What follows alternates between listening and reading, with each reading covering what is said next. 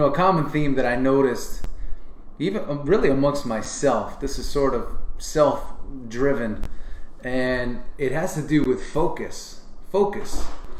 What are we focusing on, and how many different things are we focusing on? And what I've come to realize is the more things that you focus on, the less things you focus on. So a focused person is not focused on too many different things, because if you really think about it, what can you do well when you're focused on too many things? Not many things can you do well. And in all my years of coaching high performers, I noticed one thing, that the top percentage of those people, the most successful of that group, what they do really well is that they focus on the one thing that they're really good at. They focus on what they're great at, and they're able to delegate the rest or bring people on board to help with the rest. Because, I always talk about a boat. And if a boat starts to take on a little bit of water, the boat won't sink. But if a boat starts to take on a lot of water, the boat will sink, and it'll take down everybody around it. And in this time, we could think about ourselves, we could think about business. If we try to take on too much, right? There's a lot of businesses out there today that maybe over the past few years have taken on quite a bit. Maybe they had more staff than they needed. Maybe they took on more debt than they needed. And ultimately what happens when that happens is, during times like this, they tend to struggle more than the companies that stayed singular, stayed focused, and traveled very light as it relates to payroll and overall expenses. So in business, it's very easy to get fat. In life, it's very easy to get fat as well. And oftentimes those things happen when we try to do too much, we take on too much, and we start to split our attention so much that we lose focus on what it is that we set out to do and what's important to us, to our companies, to our businesses, etc. So I wanted to read a little something from my book, Habits of a Champion, and it comes from a chapter that's titled Pace Yourself. If you're going to eat, make sure you digest. And I have a client of mine who's definitely in the top 1% in the business world, and whenever I start or have started to bite off too much, he always reminded me of this by saying, hey, I want you to remember this. If you're going to eat, you have to digest, or else you're going to end up throwing everything up. And that's oftentimes what happens. The businesses that grow too quick, the companies that take on too much debt, right? These are the companies that tend to suffer. These are the people that tend to suffer. If we take on too much and we split our attention too much and we lose our focus, we have a minimal chance of success. So I want you to remember that. Pace yourself. If you're going to eat, make sure you digest. So many of us, we get in the habit and we get in the rhythm of doing, acquiring, growing, that we don't let things marinate. We don't let things just happen and see what happens as a result of things happening, right? If we're always pushing and we're always doing, we never get a chance to really understand the effect or the results of the things that we're doing, both good and bad. And it's super important that we realize that. So I want to read again from Habits of a Champion, my book, and there's a coaching tip in there, and it says, pace yourself. More is not always better. In most cases, it is not. Make one thing great. As hard as it is to stay focused, patient, and consistent, remember, this is the formula for success in all that you do. Sometimes you have to slow down in order to speed up. And it's a super important lesson. And how many of us, myself included, we want to go fast. We want to go quickly. We want to move towards the outcome that we desire at a speed that may require resources that we don't currently have in terms of time, in terms of help, in terms of cash. So we got to really remember that. And I want to read it one more time just to reinforce. Pace yourself. More is not always better. In most cases, it is not. Make one thing great. As hard as it is to stay focused, patient, and consistent, remember, this is the formula for success in all that you do. Sometimes you have to slow down in order to speed up. And I want you all to think about that business in your hometown that's been there forever, or that restaurant that's been there forever, right? They probably know exactly what they do. They do it really well. Their service is incredible, and that's what they're great at, right? They know their menu, they've perfected it. So they have been on a quest for perfection in what they do, not trying to do too many things, because then they'll lose focus. And it's so important. What takes our focus away, right? Our emotional state could take our focus away. If we're taking on too much, we're trying to do too much, we're trying to be too much, we're working outside of our skill set. That's another thing that could take our focus away. So we have to be aware of the things that take our focus away. And here's a really good way to look at that and understand that. In the past, what have been the things that have taken your focus away? I know for many people out there, it could be finances, it could be a negative relationship, right? If you have a poor relationship, it could take your focus away. If you're not performing well, it could take your focus away, right? From the things that you do well. You tend to focus on what you do poorly, but not what you do well. So it's really important to think about the things in your life thus far that have taken your focus away. And it's important that you maintain an awareness of what those things are, so that they don't sort of creep up and creep on you again, because it's going to happen. It's amazing how things in our life tend to repeat. Situation, scenario. It's like Bon Jovi said, right? It's all the same, only the names have changed. And it's true. You know, you think of those characters, the names have changed, the businesses have changed, the situations have changed, but the results and the feelings and emotions that we have, they don't always change, because we bring a lot of these things on ourselves. So again, just to repeat this quote, I'm really big on it from my book, Habits of a Champion. Pace yourself. More is not always better. In most cases, it is not. Make one thing great. As hard as it is to stay focused, patient, and consistent, remember, this is the formula for success in all that you do. Sometimes you have to slow down in order to speed up. And I wrote a couple examples in my notes. I've always been fascinated with how people get started. What is the thing that they do in order to get started? And you know, if you think about some of the iconic companies and brands that are in our country, you know, they all had a primary product that they got started with, or a very clear objective, right? So you think about McDonald's. What did they start with? They started with a hamburger and they started with a cheeseburger before they got into everything else, right? You know, you think about Nike. They started not even as Nike. They started as Blue Ribbon Sports, and they started with a running shoe, right, that they were selling out of a car. So there's a great example about Nike too, because they started as Blue Ribbon Sports, and then they pivoted and became this icon dynasty brand, which is really cool, because they show that how you start is not always how you finish, or what you start with is not always what you have to be. So start, and then you can make the changes if you have to. You know, Ben & Jerry's, what was their first flavor? They didn't have a bunch of different flavors like we see today, nor were they trying to. They started with vanilla and they perfected it. And that was their signature flavor that they started with, and it became the base of many of their other flavors, right? You know, Thomas Edison started with the phonograph. But I also want to talk too about companies that saw opportunity by staying focused on one thing. And that one thing sort of defined who they were. And they were sort of the first in the category to do it. So you think of Uber. Uber took technology and connected a passenger and a driver to get to a destination, and basically automated the whole process. No company had done that before.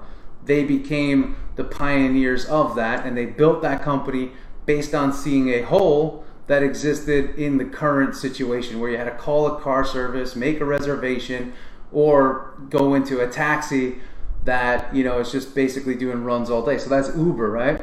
Then we have Amazon, one of the first great internet brands that sold directly to consumer. But how did they start? They actually started with one product. They started with books. And the whole thought process behind starting with a book is this. In order to build brand trust, you had to stay focused on creating a strong relationship between consumer and brand. And they said, you know what? People are going to spend $5 on a book, $10 on a book, $20 on a book. You know, if we start trying to sell things that are $100, $200, it'll be much more difficult to acquire customers. So they started with a book. That's Amazon. Netflix, how did they start? Well, they were the company that basically put Blockbuster out of business, but how they started was sending discs, DVDs to your home, right? Almost a mail service, which was crazy. It was a subscription-based mail service that sent DVDs to your house and expected that you were going to send it back. Talk about innovation. Talk about staying focused on this is what we do. And then they evolved as the times went on, right? Here's another one. It's DELAG, the first airline, right? The first airline. And it's called the German Airship Travel Corp. It's the first airline, right? We think of American Airlines, we think of United, we think of JetBlue, but the first airline was actually DELAG, a German company, right? They started passenger-based travel. That's what they did. That was the beginning. That was their origin. That's where they stayed focused, right? First gym, 1939. You've heard of Jack LaLanne, right? He began that movement. He began the Health Clubs in America movement. So pretty cool. So the lesson outside of focus is that we all have to start somewhere, right? We have to start somewhere. And the best place to start is with one thing. Either one signature product, one signature service, one thing where people are going to say, hey, that's what that person is great at. That's what they're really good at doing. That's what you become known for. And that could be anything. It could be that great teacher. It could be that great manager. It could be that great speaker or leader. It could be that great CEO, whatever it may be. But we have to start somewhere, and we have to make sure in those early years when we're building our foundation and digging our roots that we're hyper-focused on doing what we do really well and that we become great at that one thing, because that's what we're going to be known for. A saying that I always used when I speak with young entrepreneurs and young business folks that are getting started, I say never forget these two sayings. He who chases two rabbits catches no rabbits. You can't split your attention. Think of your eyes, right? They can only focus this way. They can't split that way. Next. So he who chases two rabbits catches no rabbits. The second saying is, early diversification is where startup entrepreneurs go to die. So when you talk to somebody that's creative or they want to go into business, you'll be amazed at how many ideas these people have. But very few of them execute on any of those ideas, because before they've completed one, they're already working the second. And before they complete the second, or even start the second, they've already started working on the third. So what is it that you do? What are you great at? And that's what you need to stay focused on. And you have to give it time. You need to give yourself the time to perfect this. You need to give yourself time to get a deep understanding of how this works, who you are, how you are with what it is you're going to create. And when you get that right, you'll know, because people will start coming towards you. People will start purchasing from you. People will gravitate towards you. All right? And that's really important. So the power of focus, it's so important. And today, I find very few people have it. And I find myself, at times, I'm very distracted because of the phone, or I'm very distracted because I'm not executing on a schedule because I didn't put the schedule together that day. But the days I'm on schedule, the days I'm on path, hey Bernie, those are my best days, and they could be your best days. So when we talk about achievement, and we talk about success, and we talk about champion leadership, as I like to talk about, we can plan that, right? We can't plan the whole thing, but we can plan a lot of it. And the first thing I say is you have to own your schedule every day. Own your schedule. Know what you're going to do. Have a clear objective and a clear goal, and you go and attack that. I didn't say clear objectives and clear goals. I said clear objective and clear goal, because you have to stay singular. The biggest lesson that I'm giving you tonight is if you're feeling stressed, you're feeling anxious, you're feeling like your boat is taking on too much water and it's starting to sink, it probably is because you've gotten away from that one thing that you do really, really well. Your one thing that you're most talented at. And that's what you got to stay focused on and always go back to. So if you feel like things are getting really fast, the best way to pull back is to get focused again on the things that you do really well. That one thing that defines you. It's who you are. It's what you're made of. So for me, it's coaching. That's what I focus on. So if I'm not coaching, I'm going to do something that's going to take me out of my zone, right? So I have to stay right here. This is what I'm good at. This is what I do, right? When I write books, I'm still coaching, but I'm focused on writing that book and coaching people to a certain outcome, just like we're doing tonight. So I want to make sure that you stay super focused on your journey, because if you miss that and you lose focus, you're going to struggle and you're going to feel very frustrated. And there's no reason to feel that way. We feel frustrated when we're moving off our path and we're doing things that we're not supposed to do. So I want to wrap up tonight with the same quote that I started with. So some of you may have heard this already, but I want you to hear it one more time just for reinforcement. And this comes from my book, Habits of a Champion. Pace yourself. If you're going to eat, make sure you digest, right? Take the time. Don't do everything in a rush. And then the coaching tip from that chapter is this. Pace yourself. More is not always better. In most cases, it is not. Make one thing great. As hard as it is to stay focused, patient, and consistent, remember, this is the formula for success in all you do. Slow down to speed up. Sometimes you have to slow down in order to speed up. So remember, we're in times right now where everything's moving fast. Everybody's going to promise you a miracle and promise you a dream, but only you can make that happen. Don't wait for anybody else, but you make that happen by not trying to do too much and not trying to force things. Get really good and realize that it's an arms race, and it's the arms are focused on your endurance. You have to have the endurance to keep going forward and have the discipline to stay focused in what it is that you do. So you got to stay focused, you got to pace yourself, and always stay strong in your mentality, because there's going to be a lot of people and a lot of shine that is going to come across your feeds, and it's going to want to take you away from what it is that you're supposed to do. People are going to come to you and offer you opportunities, and you have to ask yourself, is this really an opportunity?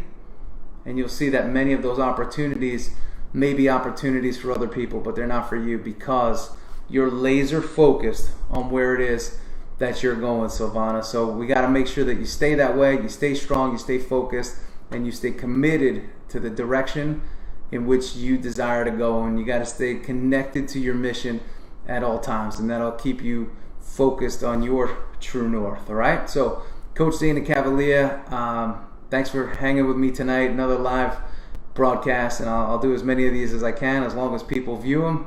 And if you guys haven't noticed, I also upload these to my YouTube channel as well, so you can see the archives of all of these and maybe some other new things that you haven't seen before. So I hope you enjoy, and I will be looking forward to talking to you again this week. So thank you for coming on, thank you for watching, and I'll see you all real soon. All right, Coach Dana Cavalea, see you later.